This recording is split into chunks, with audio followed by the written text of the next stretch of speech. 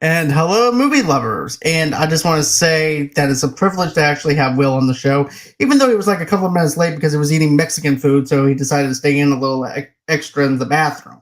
So, burritos is always a great thing, but never before a show. Remember that, kids. But, anyways, with further ado, we're going to be talking about our She Hulk Season 1 review and what we thought of it in this whole entirety. So, let's go ahead, let's get on with the show.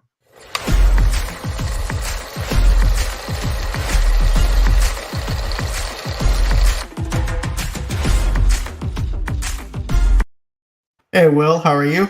Well, chimichangas, by the way, not burritos. If we're going to keep with the land of fourth wall breaking, we need to, chimichangas in there. Oh, okay, my bad, man. For me, my drug of choice when it comes down to Mexican food is steak fajitas. So that's my drug of choice.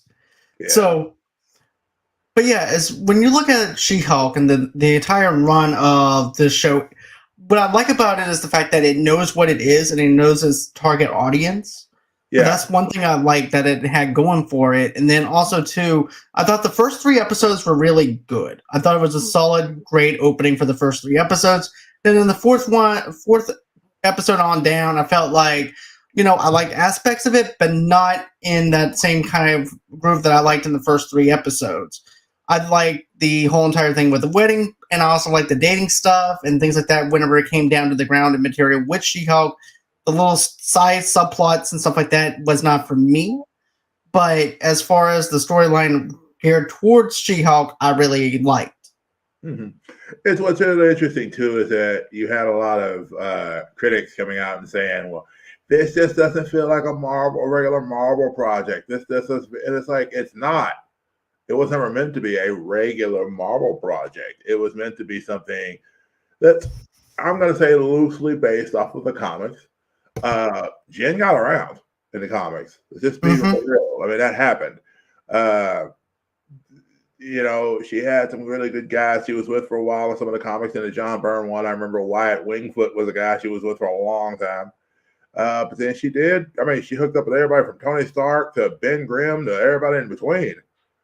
You see, she just listened to the Beach Boys. I get around. So she got around really good. So did Matt, though. Matt's also a playboy in the Marvel Cinematic Universe. Well, in the comic books, he is. On Netflix all over the place. I mean, yes. Yeah, Elektra, Night Nurse. Matt Murdock, you're making Matt Murdock do the walk of shame, which I'm like, did you notice the smile on his face when he was doing the walk of shame? I mean, yeah, I saw it for what it was. I get it. But at the same time, I mean, one thing I thought about that was really funny was he's a blind dude sitting there walking around on grass with no shoes on because it was an opportunity to actually touch grass, so to speak. I mean, and at the same time, I thought it was interesting, too, that it knew that the trolls were out there, so it definitely spoke to the trolls. Most definitely. And that's something that I really liked was the fact that it knew who to target whenever it needed to target, for instance, with the trolls. And then everybody that had everything going against She-Hulk and then bringing it into the forefront onto the show. I thought that was really good. And then I also like how Matt is walking home and he has that big grin on his face. He goes, "Yeah, I did that. I tapped that," But it wasn't a walk of shame. It was more of the fact like, yeah, I got with She-Hulk. Well, it's like, yeah, the walk of shame more because he was holding his shoes. Well, why would a superhero here holding his shoes? Why wouldn't he?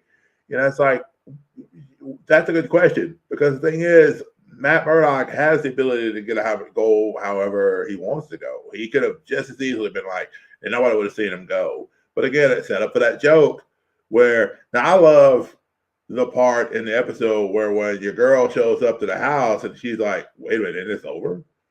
Like, we had a very satisfying ending. I mean, yeah, definitely satisfying. It's the whole idea that She-Hulk is basically telling you something bad's about to happen. Right. And it pays off what Bruce set up in episode 1. It says a lot of people think this is going to go some way, and it's not going to go the way you think it's going to go. And so then later when, what happens at the end of that episode because that was my favorite episode, that punch at the end where it's like, the intelligentsia gets in, they hack the deal. Which, by the way, question for you. Explain to me how you're going to have somebody nominated for an award and then all the women that are nominated get the award. And that doesn't speak to the whole everybody gets a trophy thing. Well, I also looked at it as sexual harassment in the workplace when it was geared towards women. Every woman gets a trophy for being the top woman inside that facility.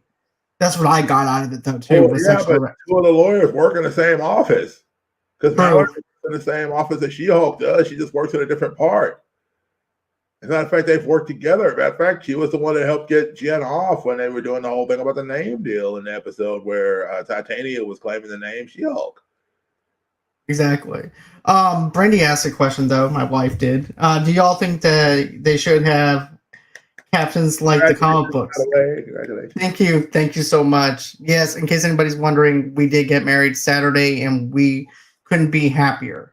Woo-hoo. But yeah, we were. But she wants to know: do you think they should had captions like in the comic books, kind of like what they did with The the original Ang Lee Hulk movie. right? You know, I if you put panels in it, it kind of throws away the need for a fourth wall break. True. At the same time, what would be interesting is if at some point, say Jen's in a fight and they throw a panel up about something like that, and then all of a sudden she's like, "Oh, thanks," and she pulls a Deadpool from Marvel vs. Capcom 3 and she grabs the caption and she hits somebody with it. That'd been cool. But Like I think that. the closest thing that we had to that was when she does the Disney Plus thing and goes through the menu setting. And I think that's like the closest thing that we could actually get to as far as the caption goes is going into the different things. Oh, you guys are about to skip my episode? Okay, Yeah. let's see what we have here. Okay, let's move this out of the way. Let's move that out of the way. Yeah, symbols, and let's go look and talk to these guys. Right. So I like that part within the last episode and stuff like that. But and then of course at first whenever where you actually see what Abomination doing the retreat at the end of it and things like that too. I mean, I was like, okay, I was really thinking that we were gonna get more of a baddie than what we got with that. I was thinking that we would actually get more of a villain besides Abomination because I was thinking that we would actually probably maybe get the guy in the lab for the 2007 Incredible Hulk, Like even though they were the leader's going to be in Captain America: New World Order. right. But But everybody was kind of going, "Oh, this is the obvious place," and then it was just like, "Nope, none of but that." exactly, they just went on ahead and basically they trolled the people that were expecting it, which is me. And to be honest with you, whenever they break all four of the wall breaks and stuff like that, it took me out of the episode because of the fact that I was expecting this big, huge, epic fight kind of battle type thing, even though it was messy. And they even owned up to the fact that episode was messy and they needed to talk to the writers. And that's also what caused Jen to go into the fourth wall, breaking the fourth wall and going beyond the fourth wall. But that part for me just didn't land because of the fact that I was so invested in the plot to the point where it pulled me out of it. Right. Which I think that was part of the point too, because the idea that the title of the show for that last show was "Whose show is this anyway?"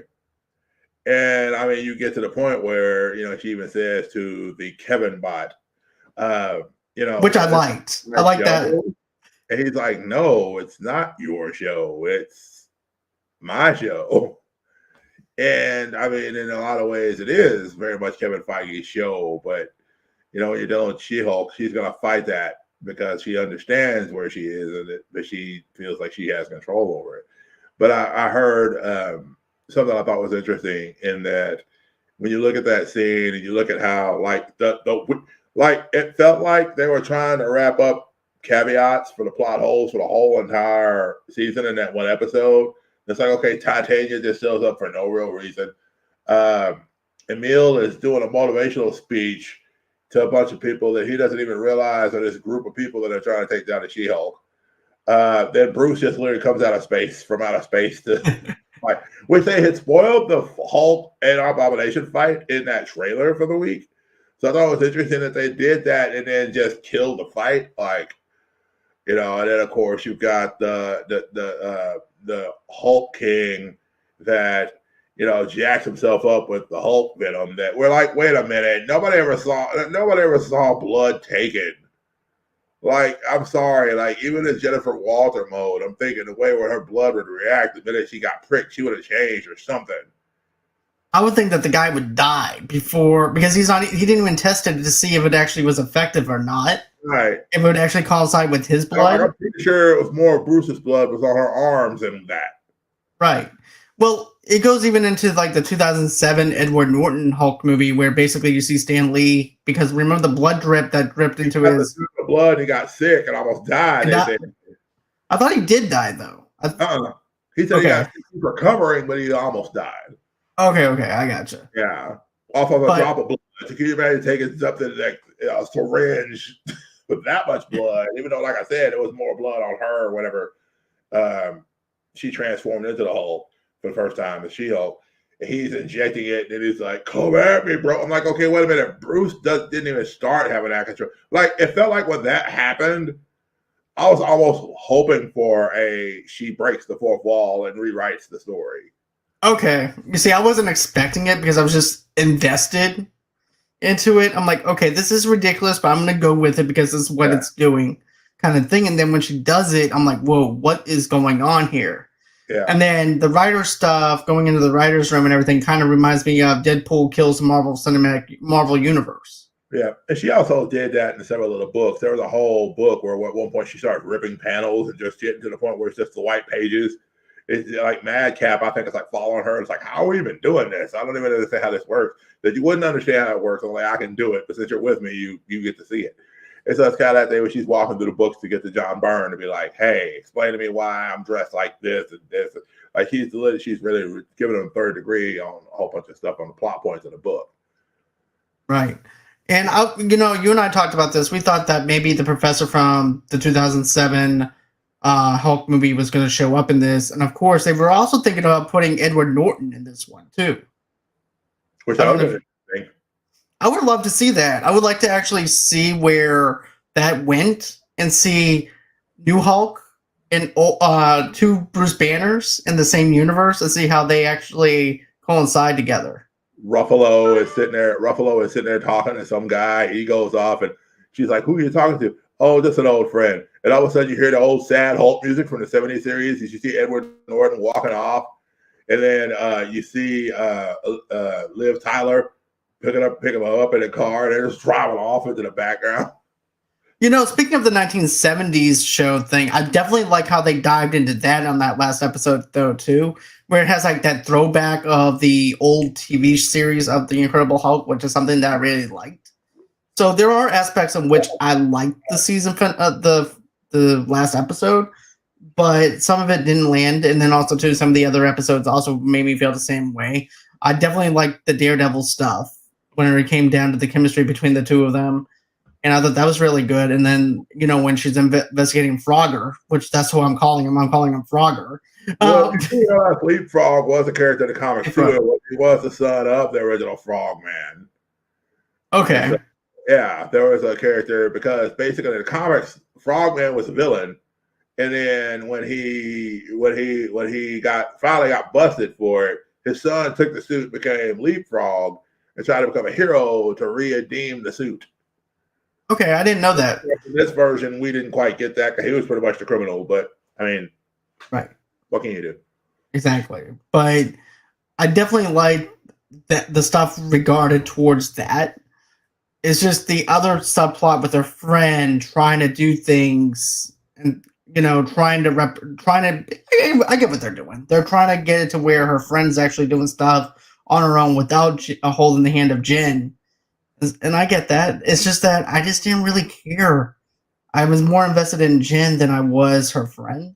Yeah. But I was hoping that Howard the Duck would have showed up because let me tell you why. It's because of the fact that this is the show that you put Howard the Duck on. Maybe he ends up escaping the Collector's realm, and even though the place blew up to smithereens or whatever, then you have the Collector trying to get Howard back, and Howard's like, "No, I'm in charge of my own destiny and my own stuff. You're not going to get custody of me." And next thing you know, it's a court battle between Howard the Duck's rights versus the Collector. Well, even better, let's add that to the last episode. Okay, so you want to know a palatable way where Hulk shows up? You go through and all of a sudden a Shikarian ship crashes through, and Howard the Duck is driving the ship, and then Bruce comes out. He's all like, hey, he's like, how'd you find me? And it's like, well, this is the place your cell phone was or whatever. We were able to track your cell phone because of your call earlier tonight or whatever. And then all of a sudden he looks up and sees Emil holding her. He's like, sit, cuz, what's going on? Are you okay? You know, like, yeah, I'm fine. This dude tough. And of course, at that point, because he sees Abomination, then he transforms into the Hulk. And they could have even made a joke. They could have even been like, you look different from the last time I fought you. That would have been perfect, to be honest. And then he transforms into a Hulk, and then they start, and then take it from where it was. Right. But let's see here. What's some of the stuff that worked for you though, as far as the series went? I will say that the whole when you get Daredevil, when you finally got Daredevil, because of course they nodded at it so early. I think that's the thing that upset a lot of people. They nodded at it two or three episodes before they actually had him show up, and then they also nodded at Leapfrog, and so you had this whole thing of they did it. Of course, they had the two other people that they because they tied it together because they gave you the costume that they gave Jen for the superhero costume. Mm-hmm. They gave you Leapfrog, and they gave you Daredevil in the same episode. And so I thought it was interesting, you know, kind of having this whole thing where she was having to represent this slime ball that really wasn't a superhero even because his daddy had a lot of money. Right. That sounds like a very legal comedy drama type thing to do. It's like, well, his dad means a lot to us, so we're going to represent him.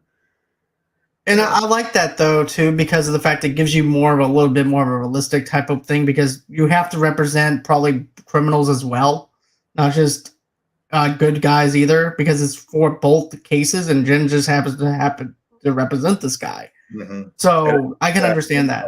Then the fact that it was a conflict of interest because it put her against the person designing her outfits and stuff. Right. I definitely liked when she said, so can you still design my outfit? He goes, no. I hate you now. Well, do that. And so then that, but then also the fact that Matt Murdock smells that he used rocket fuel. I thought that was genius. Again, they kind of reestablished Daredevil in the MCU without telling you that's what he did. Like they did a lot of tells with him. You know, so I thought that was cool. But then, of course, you know, you go into the thing, and of course, you got your hallway fight, which a lot of people are just like, "Ooh, that didn't feel like that a hallway fight." It was not supposed to feel like that a hallway fight. Oh, because the reason why it's not supposed to feel like a hallway fight from Daredevil is because of the fact it's not Daredevil's show; it's She-Hulk's show. Mm-hmm. So I liked how they teased the music from the Netflix series for that hallway fight, and just for a little bit. Music, because apparently they've already done a new theme, and it's in the intermix as well. The first time you see him walk in the courtroom, they use a new theme. Then when you see him in the costume for the first time, I believe they use the new theme. But then when she does the clap to have him up against the deal, and she holds him up and takes the mask off, at that point you hear the old Netflix theme. So they mixed the two between them. You see, I like that though, because of the fact that it represents who that character is. And then you also have Jen, who has her own music theme. So it's like, okay, I'm going to let you go on ahead and do your little hallway scene. Then all of a sudden, snap. Okay, back to my show. And then she winds up taking her show back from him because it's not about him. It's about her. And people forgot that this is not his show. This is actually Jen's show. He's just being featured on her show. Yeah. Which is really going to be interesting because rumor has it that Tatiana Maslany is going to end up being on Daredevil Born Again at some point. So I wonder if he's going to be representing her or something. Yeah, it's going to be real interesting to see how they do that in reverse when it's on his show. And I'm glad we're going to get back into Hell's Kitchen versus it being in LA, which I'm like, here's the thing. I know we talked about this when we did Ms. Marvel, where I said I'm happy that we're getting characters introduced into New Jersey and other places aside from the norm, which is New York. Proper, right. So that's something I really like. That's also why I like Moon Knight so much, is because it took place in England versus New York. Mm-hmm. Now, this is in LA, and I liked how the rules and regulations are totally different in LA versus in New York. And seeing how that's being taken place with superhumans and things. So that's something I really liked. And then I like how Matt is over there talking in his lawyer term thing, and then Leapfrog winds up saying, "Wait, are you a lawyer?" Back whenever he's trying to back when they're having that whole entire fight, he Yeah, saved the designer, he's and like really like yeah, illegal comedies. No, another thing I thought worked for me too was when you see her lose it because of what the intelligentsia has done with the whole revenge porn and the whole technically it's revenge porn. I don't know how else to say it. Uh, because it's basically the whole idea that the guy that he was with or whatever recorded them while they were together. And then they leaked it out there and all this stuff and phone, everything about our phone. And when Bruce says at the end of episode 1, he says, it's going to be hard to deal with because if you ever get seen as a monster, that's going to be hard to put back in the bag.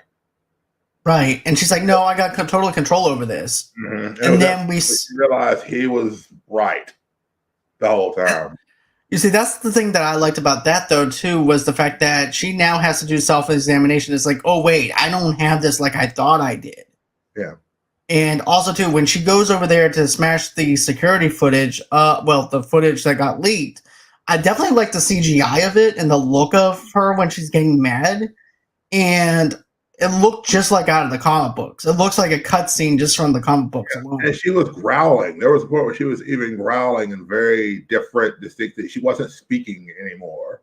Right. She was just sitting there doing it. And then, of course, you get to the very. I love what you brought up the whole 70s She-Hulk thing because I don't know who the actor or actress was that they used to do the actual practical version of the She-Hulk. But I thought that was interesting. I'm sitting there going, like, a lot of people's complaints again where, the CGI is so bad. Why could you have just done a Lou Ferrigno situation? They did. They were doing it to show you what would happen in this situation if that's what they had to do. Because here's the problem. You thought CGI was bad for her transformations then. Can you imagine trying to do retro transformation like he did to... Right. Because I remember that retro transformation of Bruce Banner, especially on the Death of the Incredible Hulk. Mm-hmm.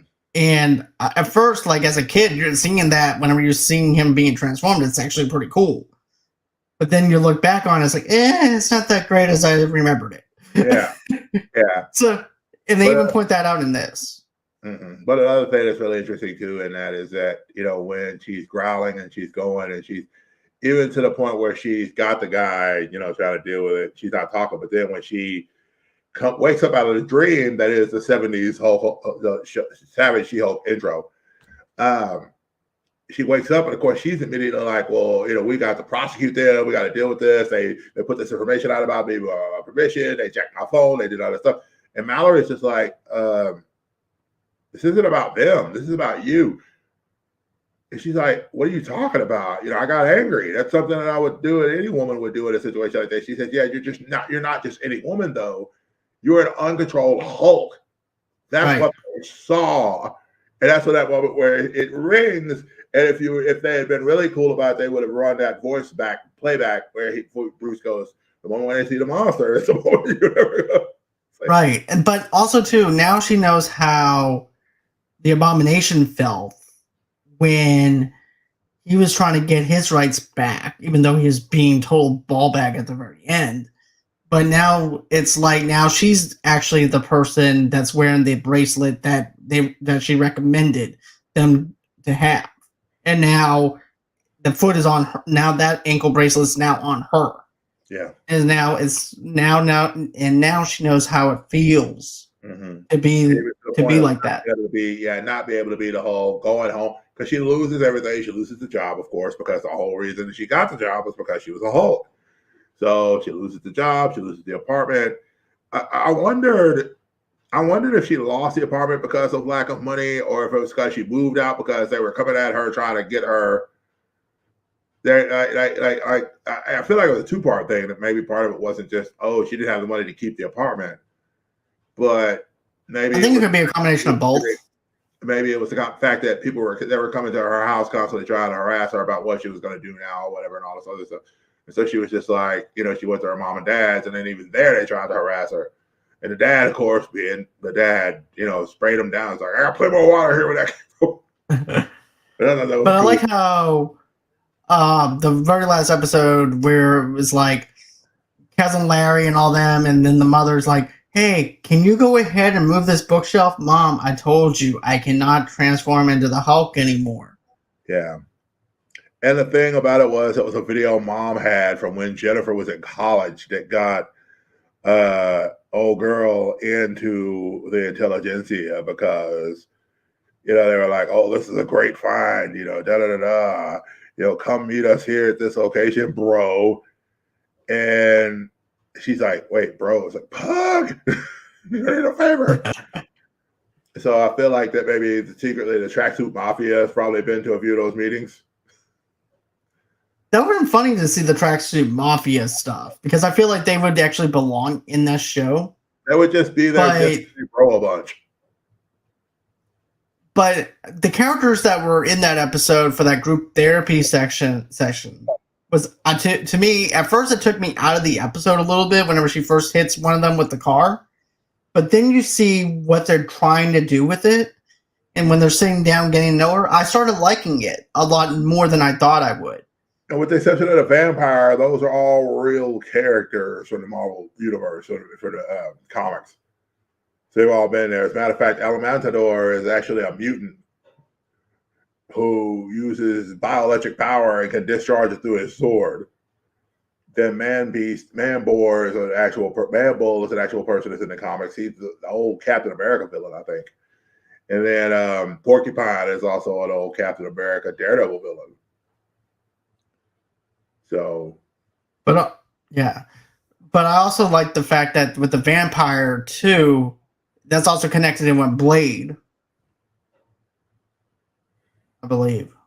Yeah, that would have been interesting to have Blade show up and be like, "You're off the reservation."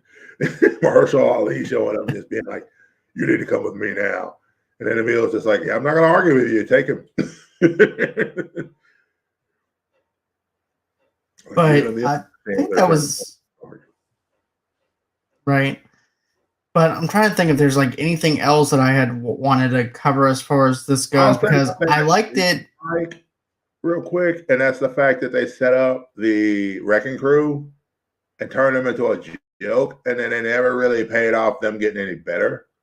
Like they had this as Guardian technology and everything, but then like nothing happened to them as individuals, except for the fact that we had one of the characters that ended up being on the ranch with Emil. And I kind of felt like that was something you could have set up for a future thing where the Wrecking Crew comes back and they're bigger and better, and they may not be able to take She-Hulk out completely, but they could pack a lot more of a punch. So they've gone up against the Hulk. They've gone up against Thor. They've gone up against a lot of Asgardian threats. And I mean, they've put out a lot more, not, like I said, not major. They're not Doom level villains, but they're definitely, like B level. So I thought they would have paid that off more. Like I thought maybe they would have gotten powers and stuff with the equipment somehow at some point in the show, but they didn't. I thought so too, to be honest with you. But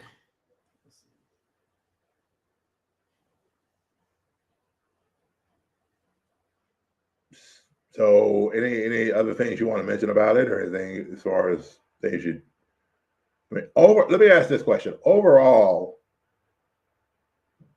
in spite of the things that you thought were weird and different and didn't get paid off, how did you feel about the show as a whole? Did you feel like it represented the character well? I felt like it represented the character very well. They actually knew who the character was. You had the characterization of the character. They knew the audience that it was going for. It also knew the theme and how they wanted to do it and everything. So they nailed it. I mean, I can't get mad at the fact that they nailed every single thing that they wanted to tell or anything like that. Do you think I think it's going to happen. I think we're going to get a season 2, despite the fact that some people didn't like it or whatever because they're just being trolls. And get this. I just hope that if they do a season 2, that they don't really troll them like they did in season 1, because that's a great intro, but I don't want it to be a schnick through the whole entire season 2. Right. I need there to just be some Jen just getting into some fight. Like I need a Titania who is truly a threat. Right. I mean, I don't know what they're going to do as far as having Jamil come in, if they're going to buff her up, if they're going to put her in some sort of suit or something. to where she's more like the Titanium from the comics, to where she could actually throw hands with She-Hulk for real and not kind of be the butt of a joke in it. Right. You know, I feel like, but I also feel like this though too, in a sense where, you know, I'm happy that they know what they were going for, and it was a representation of who the character is, and I'm actually happy with that. And of course, I want more of a threat than Titania. I want more stakes to be higher for season 2. You know, I wouldn't mind getting a Masters of Evil type threat to where maybe the Masters of Evil, like, because of course in the comics, Titania end up hooking up with a certain Absorbing Man. So that'd be interesting. You know, if maybe Absorbing Man and Titania are the main bad guys in season 2, and she's trying to not only deal with the literal threat of Absorbing Man, but also trying to deal with Titania being a lot more crazy towards him and stuff. So that'd be interesting. We didn't talk about Scar. Okay, going ahead. Let's talk about it. So at the very end of the episode, of course, Matt Murdock's at the house. They're grilling him. One of the relatives wants him to stay around, which I'm just like, he's here with her, right? Like, why are you trying to steal her man, like right there in front of her? Like, he may be blind, but she sees what you're doing. And then the next thing you know, here comes Bruce as the Hulk. And he's all like, hey, guys, sorry it's been a while. But I came to introduce somebody to you. This is my son, Scar. And of course, I'm like, wow, we're just not going to get any explanation on this, are we? Like, other than what we've already known was that he didn't remember the 2 years that he was in Sakaar. Like, that's all we got. But like, my question is, when are we going to get the gap in between it? Are we going to get the gap in a movie? Is this where the Universal deal breaks down and Marvel gets the Hulk back? So then they do a World War Hulk movie where we get to see what happened in between the time. I'm thinking we might actually have a shared property type deal where we even get more of it to where we can have a World War Hulk probably. Okay. With the MCU type thing, because we got to have Spider-Man playing in the same sandbox and everything because of the fact of because of the hacking that went on with North Korea at the time. But who's to say that you can't do a same negotiating kind of deal where they're really not doing much with the Hulk or anything like that? So therefore, they want to have a chance to benefit off of him even more. So what better way than have the MCU make a couple of $1 billion and split that billion? Yeah, but the thing is, and the contract for Universal ends in 2023. There's not going to be no need to split it because Marvel just gets the property back. That's true. So then at that point, they just wait like they did with the Fox deal. Of course, they have to wait, with contracts and things like that. But then they do the World War Hulk movie. And then maybe part of the setup to where we end up, maybe the big bad. Oh, go ahead. You look like you have my wheels turning, because that actually makes sense now that you mention it. Is because of the fact that they teased this with Scar being in this, and don't forget it takes them about 2 years to make one movie. So therefore, I would say by 2025 or 26, for example, we might actually have a World War Hulk movie within the MCU itself. So what better way to tease this and then hold it back a little bit and then let that deal just let that contract run out, and then it reverts back over to them and it's like, you know what, guys, we had this planned all along. We're doing a World War Hulk movie. And this is also going to be, of course, announced at San Diego Comic-Con. People go wild over it. It's great PR. The next thing you know you wind up starting to do your negotiations with the contracts for the actors. Once you get that implanted over there, about 2025, maybe 2026 is where it winds up landing. Mm-hmm. Exactly. And then, of course, you could end up having Scar,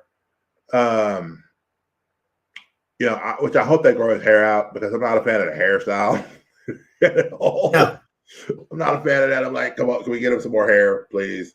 I mean, I don't necessarily need to be a wild child like in the comics, but can we get him like a ponytail or something, even some sort of warrior thing, Because the dude was out in space, and I feel like you need to have him be just as badass as his father. Yeah. So you know, you need to have some type of representation of this fact that he's a warrior. It's like, so somebody found a Rock's barber and they took him to the Rock's barber and they had him do the hair and give him the tattoos too. Like, no speaking part, mind you. He's just there, like, very solemn, very quiet, stoic son of Hulk, very calm. Like, okay, And then have Bruce go, "Be still, son," and then just be like really ticked off. That's it. He eats the chicken, but he eats it very angrily at the table. Right. But yeah, I thought the table scene though for the barbecue was actually pretty cool. To actually see Matt outside of being a lawyer and him being relaxed, it was kind of weird to see him out there with shorts on, a little, just like a little shirt. I thought that was kind of interesting. That I'm like, okay, so now you're trying to just chill and just be yourself rather than be lawyer all the time or be Daredevil all the time. Mm-hmm. So it's good to actually see Matt more relaxed than we have in like the Netflix series. So it's good to actually have a little bit more of a realism with him where he's not always having to fight for who he is, and not only that, but also overanalyze who he is as well. Right. And so, I mean, it'll be interesting to see how they pay it off. I mean, will we get another season? It's possible. Will they just wait to have her in the She-Hulk series? I mean, they keep talking about these rumors that Harrison Ford is coming in to play General Ross in the Thunderbolts movie. And I was going to talk about that. It's like, I'm sorry. Like, all I need to see is like a scene where, I don't know, Yelena comes in or something like that. And she's all like, but Thunderbolt Ross, we need to come get you. We need the building is under attack. We cannot keep you safe forever. And then all of a sudden he says, don't worry. I can keep it myself. And all of a sudden he just transforms into the Red Hulk, and that's it. Like, we don't see Harrison Ford again the rest of the time. He just does the voice from then on. So he's just like, I'm gonna smash stuff. You see, that's all you need. You don't need to actually have him as Thunderbolt Ross. And on my TikTok video and also my YouTube short, I said I'm excited to see Harrison Ford as Thunderbolt Ross, but it depends on how they use him and how they utilize him and what they're going to do with his character. Because don't forget, if he's going to be Red Hulk, we're going to see him 99.9% of the time in a red CGI. Like you said, he wouldn't even have to do that much stuff. And that's what I told everybody, because everybody's like, oh, he's too old. They need to get like Ed Harris. I'm like, dude, you realize that, 99.9% of the time, he's just going to be in CGI. So therefore, he wouldn't even have to worry about trying to do anything as himself. He can just relax and collect a paycheck for finally. This is like retirement money for him in a sense, because he's retiring from Indiana Jones next year. Yep. And I honestly thought they were going to do the smart thing and get Sam Elliott, since Sam Elliott played a version of Thunderbolt Ross in the old Ang Lee Hulk. And I thought, well, maybe they'll just get Sam Elliott to come in and do it, since he's already been the face of that at least once before they changed it. And it's like, nah, we're not going to get Sam Elliott. We're going to go with Harrison Ford. I'm okay with Harrison Ford because of the fact that you do need a legendary actor like Harrison Ford to carry that role. And William Hurt is a big person to actually go off of.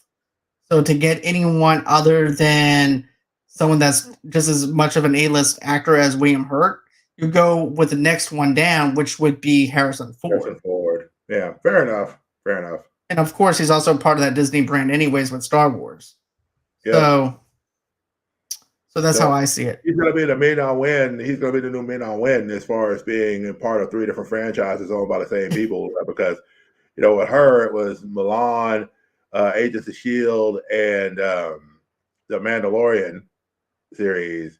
And then with Harrison Ford, it's going to be Indiana Jones, Star Wars, and now Thunderbolt Ross and Marvel. But yeah, I'm excited to see what we're going to have with Thunderbolt Ross and the Thunderbolts and all that other stuff. So I think that's everything that I had wanted to talk about as far as She-Hulk, talking She-Hulk. Well, this is, to be honest with you, I'm always happy when we're reviewing TV shows like Obi-Wan Kenobi, and then we're doing this. It's always a privilege to have you on my show, man. And I'm sorry about having to back out a couple of times because of the wedding and stuff like that. You were prepared for a wedding, dude. It's fine. Thank you. I understand. Thank you. But, it's always fun having you on here. Speaking of fun, where can you have a podcast of your own? And of course, you also have it in your name. But what are you doing on your show right now that people can look forward to? We, of course, this week are going to be recording our She-Hulk episode because we tend to be the people that we tend to want to wait to, because we know there are the people that love to binge things. So we kind of feel like it's better for us to get a chance to watch the whole thing, give it a week afterwards, and then we sit down and have our talk about it. And so we're going to be doing our She-Hulk episode this week. We just had a friend of ours named Catherine Everything who was at TwitchCon. She was a finalist in the needlework and leatherworking at TwitchCon for cosplay. And so nice. We had on for that to talk about TwitchCon and some of the good, what we call the good, bad, and ugly. What was great about going, what was great, what was not so great about going, what was something that would need to change. So we really got down into some stuff that happened at TwitchCon, which wasn't the greatest thing, because there was some stuff that went down at TwitchCon that had a lot of that it was beyond just the ball pit that a lot of people are talking about. Oh wow, I had no idea what was going on. There was a ball pit. Apparently, there was a very famous actress who also works in the adult field. Meryl Streep? I'm just kidding. Okay. Yeah. Anyway, yeah, that happened. But we didn't talk about that so much as other stuff that happened primarily around the cosplay event that occurred. So, okay, I need to check that episode out. But okay, so everybody knows, of course, that I have a House of the Dragon after show that I'm doing on Wednesday nights. And that's going to be at 8 o'clock Central Time, 9 o'clock Eastern Time on Wednesday. This is our last episode for the season finale of for House of the Dragon. And go over there at 8 o'clock Central Time, 9 o'clock Eastern Time. I'm going to have Nick back on the show, and I'm going to try and get Josh to Mr. Midnight himself to come back on the show to finish out the rest of the season for House of the Dragon episode 10. So I'm hoping that actually happens. So I put the Spotify link in the chat there for you. Okay. Thank you. Appreciate that. And so I'm actually going to put this inside the comment section so that way everybody else can look at it and stuff like that at the end of the show, of course. Gotcha. So that way we can tease that a little bit. So, of course, if you want to listen to Will's show in that episode, go on ahead, click the link in the comment section, and I promise you guys, Will is great at what he does, and so is his co-host. But like I said, we also have the House of the Dragon after show on Wednesday nights, 8 o'clock Central Time, 9 o'clock Eastern Time. Stay tuned for more stuff. We just did our Halloween Ends spoiler review last night. We've also covered a couple of other things, too. We also have our Creed 3 trailer reaction that we dropped that I did with Alex. So we have that. How does it ever dropped tonight? So when are you going to be talking about that? Which one? Wakanda Forever. Oh, I already got the trailer already done. The trailer's already on the channel. Okay, it's the movie. No, yep. Yeah, no, the movie. No, I'm saying the movie is out in theaters. Wakanda Forever? October? Or is it November? November. Oh, okay. I'm thinking ahead. I'm jumping ahead. Yeah. No, it's okay. But no, I'm going to try and get a Black Adam review, non-spoiler review coming up. Okay, there we go. Yeah.